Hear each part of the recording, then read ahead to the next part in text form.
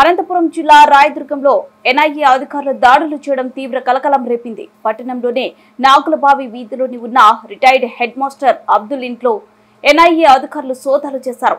అబ్దుల్ ఇద్దరు కుమారులు గత కొన్ని రోజులుగా బెంగళూరు నగరంలో నివాసం ఉంటున్నారు. అయితే వీరు గత కొద్ది కాలంగా కనిపించకపోవడం అనుమానాలకు తావించింది. దీంతో ఎన్నో అధికారులు లోతుగా దర్యాప్తు చేపట్టారు.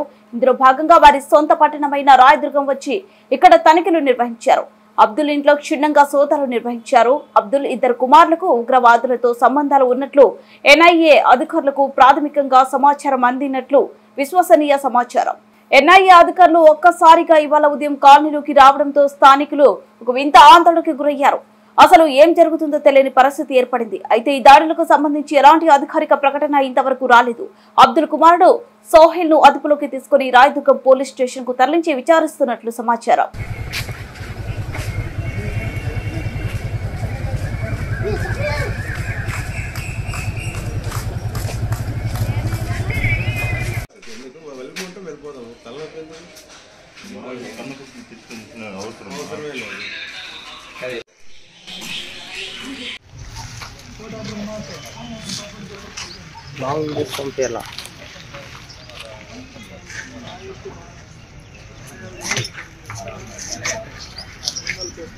ఓకే